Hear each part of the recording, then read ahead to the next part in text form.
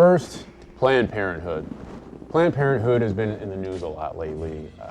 The government, well, mostly it was just House Republicans. They were threatening to shut down, to defund Planned Parenthood, and they were threatening to shut down the government to do that. They wanted to defund Planned Parenthood because of Planned Parenthood offering abortion services to women, and because of some videos of Planned Parenthood selling fetal tissue for scientific research. Now, it should be noted that A, abortion isn't the only thing that Planned Parenthood does, and B, the tapes of Planned Parenthood selling fetal tissue were also fabricated. So what we're going to do is we're going to go over some of the things that Planned Parenthood does. And the first thing that we would like to share with you is that they offer very affordable health care to women, men, and teens. 1 in 5 women has used Planned Parenthood services at least once in their life. On top of providing affordable health care to men, women, and teens, they're also one of the leading educators of sexual and reproductive health in America. Planned Parenthood affiliates provide sex education outreach to 1.5 million Americans per year. And this outreach is affordable for those who are insured and those who are not insured. Planned Parenthood advocates for policies that enable Americans to access comprehensive medical and reproductive sexual health care, education, and information. And they don't just do this stuff in the United States, they do this stuff around the world. And what a lot of people don't realize, mostly Republicans of course, is that abortion only accounts for 3% of Planned Parenthood's operations. STDI and STD treatments and testing, cancer screening, and contraception, all that stuff takes precedence over abortion. See, conservatives seem to care so much about the 3% of abortions that Planned Parenthood actually does, but it's weird. They don't give 3% of a shit about the 1% controlling 40% of the wealth in the U.S. Katie, stop me before I go on a roll, please. All right. In 2014, Planned Parenthood had roughly $1.2 billion in funds. $530 million was from the government, and $617 million was from private donations, non-government sources, and fundraising. This means that losing the government funding would cut down on nearly half of Planned Parenthood's resources, which would dramatically affect Planned Parenthood's programs and outreach. This program and outreach that Planned Parenthood provides has actually brought down the abortion rates in unwanted pregnancies. Since women have easier access to contraception and more knowledge about their bodies thanks to Planned Parenthood, they're less likely to become pregnant in the first place. Who would have thought that proper sex education would actually prevent a pregnancy that's unwanted? Certainly not a Republican. I mean, I guess Catholic schools should probably take note on that topic if they're so against abortions. So A, this issue is pettier than a teenage girl who just literally can't even, and B, defunding Planned Parenthood does more harm than good. Now, if you defund Planned Parenthood, you make it more difficult for them to educate women about their bodies. You make access to contraception more difficult, and therefore you increase the percentage of abortion that Planned Parenthood ultimately does. And not to mention there's all the other things that they do, such as, of course, cancer screenings and STD treatments. So what we've gathered from our information about Planned Parenthood is that the GOP is not actually pro-life. Planned Parenthood is really pro-life. Now, moving on to sexual assault. Sexual assault. It is the #1 activity on Bill Cosby's OkCupid profile. I kid. She hates it when I do that. But it is estimated that sexual assault is obviously a huge problem, but it's not something that's talked about the way it should be. Now, it's estimated that the percentage of completed or attempted rape victimization among women in college may be between 20 and 25% over their career. And when we were looking this up, we were looking up other stats that are about 1 in 4, 1 in 5. Most of the stats that were around 1 in 4, 1 in 5 all pertain to sexual assault, which just goes to show you how little this is talked about and how big of a fucking problem this is. One other thing that we looked up, among college women, 9 in 10 victims of rape in sexual assault, of course they knew their offender. Actually, in America, one woman every 107 seconds is sexually assaulted. That means that 17.7 million American women have been victims of sexual assault. Also on top of this, 68% of sexual assaults are not reported to the police, and 98% of rapists will never spend a day in jail. That means that it is less likely for a rapist to spend one night in jail than it is for a nonviolent person who has possession of marijuana to spend a night in jail. I am so glad that the United States has their priorities in check about this. Of course they do. Now, to further depress you and probably scare you from going outside forever, almost 12.8% of completed rapes, 35% of attempted rapes, and 22.9% threatened rapes happen during a date. Also, 20% of schools give the athletic department oversight on sexual assault cases involving student athletics. Because of course there's no conflict of interest there. Absolutely none. Why would there be? It is estimated that for every 1,000 women attending college or university, there are 35 instances of rape each academic year. That means one woman in every 28 women on college campuses is at risk for being raped. And just to put the rapey cherry on top of the rapey sundae, less than 5% of completed or attempted rapes against college women were even reported to law enforcement. Now, on the brighter side of things, 2/3 of those incidents, the victim did tell another person, but unfortunately it was usually a friend and not a family member or a school official. Now, while rape is a very, very serious issue, there is another side of rape that is also serious. In a study in 2010, all cases of sexual assault reported to a major Northeastern university over a 10-year period were analyzed to determine the percentage of false allegations. Of the 136 reported, 8, which is 5.9% of the cases, were judged to be false. These results, when examined in context of previous research, indicated that the frequency of false allegations was between 2 and 10%. And just to top it off, 1 in 16 men in college is sexually assaulted. And it's not quite the number that it is for women, but it's still pretty bad. Now, sexual assault is it's simply a big problem in the United States, and it's one that we don't really talk about. And one reason that we don't talk about it is the stigma. If you're a woman, you may be seen, you may be looked at in a negative light. Maybe slut shaming and all of that. Terrible thing. If you're a man and you get raped or sexually assaulted, then you're seen as less of a man. It's very emasculating. But one of the biggest impediments to this is education. Now, some people don't know if a rape has actually happened to them. Some people don't know who or where to report it. Some people don't even know if they committed it. But if you want more information about this, if you want to educate yourself about this, to protect yourself from either being accused or from being assaulted, go to our good old friends at Planned Parenthood. Of course. Now, it's Breast Cancer Awareness Month. Hooray!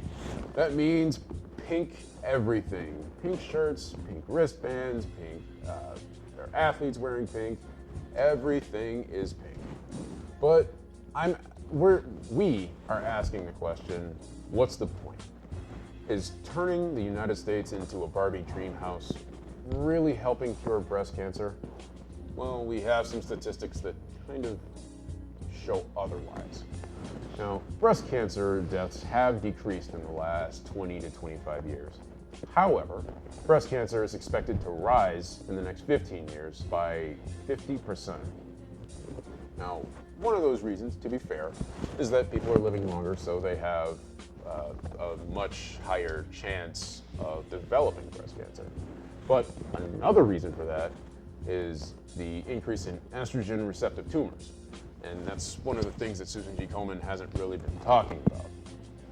Now, Susan G. Komen, advocates for, healthy, breast cancer awareness and screening, and they seem to be a nonprofit organization. However, a former CEO of Susan G. Komen made over $550,000 last year, and the current one makes over 600,000.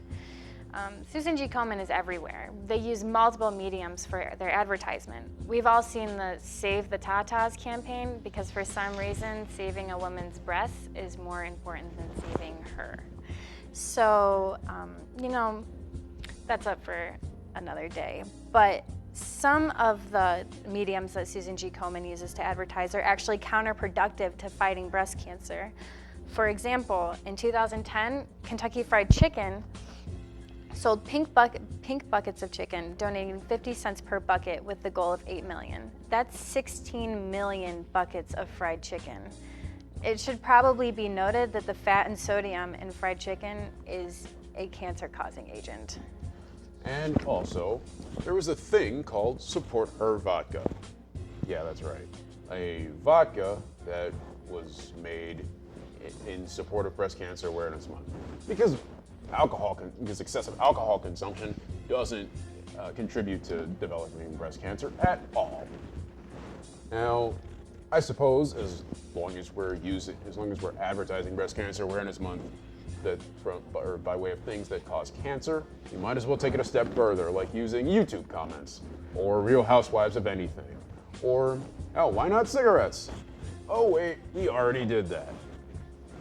There's an e-cigarette company called V2 Cigs, and they're offering a deal where they give you a nice pink lanyard if you spend $50 or more with them. Now, some people will say, I guess it hasn't been definitively proven. This is just being fair. It hasn't been definitively proven that smoking cigarettes causes breast cancer, but research is starting to show that it's growing that cigarette smoke does have somewhat of an influence on breast cancer, and we all know how much cigarettes can influence every other type of cancer. But these are e-cigarettes, so they're better, aren't they? Well, not quite. Researchers at Portland State University found that e-cigarette vapor contains up to 15 times more formaldehyde than regular cigarettes. Now, knowing this, I would think that V2 cigarettes would come up with a better slogan. Something like V2 Cigs, fighting one cancer while causing the rest of them. Now, if dressing like a giant bottle of Pepto-Bismol cured cancer, I'd be all for it. But it doesn't. Now, not smoking, not drinking, eating healthy, exercise, and getting regular mammograms, not every 2 years, but every 6 months or a year. Getting regular mammograms, those are the things that actually prevent your risk for that lower your risk for breast cancer. Now moving on to the male and female pay gap. The Institute for Women's Policy Research did studies on this that show that men made 21.4% more than women in 2014. Men's earnings were a little above 50,000 a year. Women's were just over 39,000 a year. And if pay equity continues to shrink or move at the same pace that it's moving now, it means that men and women won't have pay equity until the year 2059. And that means that we can theoretically put humans on Mars, put a colony on the moon, and women still won't get paid the same amount there either. Now, the Equal Pay Act, which was signed in 1963 by John F. Kennedy, President John F. Kennedy, I should say, it bans sex-based wage discrimination between men and women. But the way the pay gap is closing, it seems like we've completely disregarded this law, like some other people this year who have disregarded certain laws about equality. Cough, cough, Kim Davis. Cough, cough, annoying religious cunt. Some of the ways that people try to get around this equal pay law is saying men have better jobs than women. That's why women make less overall. Well, actually, no. The same research cited before measured the 116 occupations and found only one where women made equal or more amounts than men.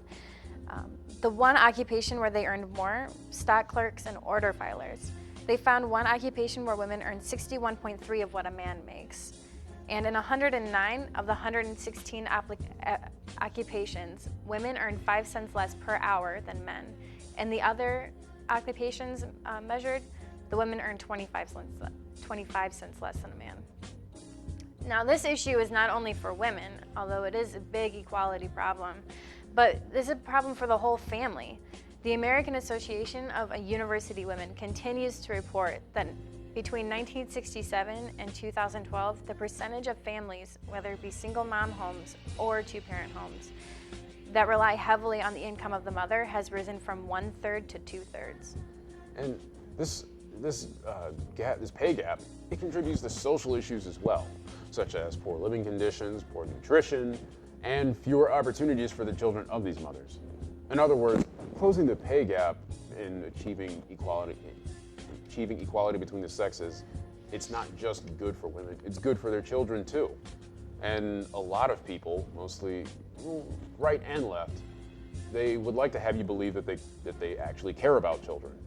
But in the information that we're presenting, it seems that they only care about children the way that Jared Fogle cares about children. While choices such as college or university of choice and job pursuit after graduation do have an effect on the salaries on the gender pay gap, there is an unexplainable difference of 7% in the earnings that can still be found in the salaries of men and women 1 year after graduation. This difference rises to 12% among full-time workers 10 years after graduation. And further study by the AAUW finds that the gender pay gap affects women of all ethnicities and races. They found that Hispanic and Latino women earn 89% of what a man makes. Alaska Native women, 85%. Native Hawaiian and other Pacific Islander, 88%. White and non-Hispanic, 78%.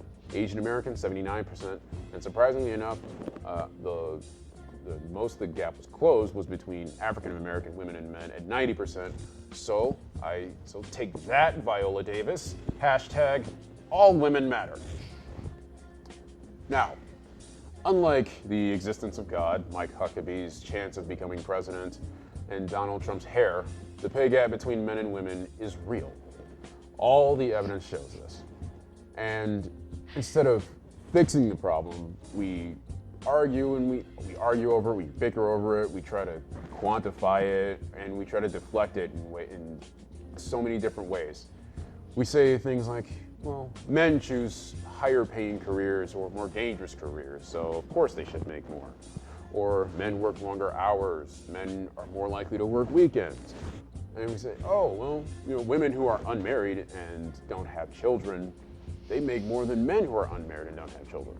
And that's great and all, but a person being paid what they're worth shouldn't be contingent on them neglecting having a family. It should be contingent on, their abilities. Wouldn't you agree? Oh, definitely. Of course. Now, women not getting their fair share is complete bullshit. We shouldn't be treating money like an orgasm, and that women only get their fair shake if they're single. Well, she enjoyed that one a lot. That is our show for the day, night, whenever time you're watching this. Hope you enjoyed it. Remember, Planned Parenthood's great, sexual assault is bad, and Susan G. Komen sucks. Yeah, fuck Susan G. Komen. Anything else? I don't think so. All right. Good night. Good night.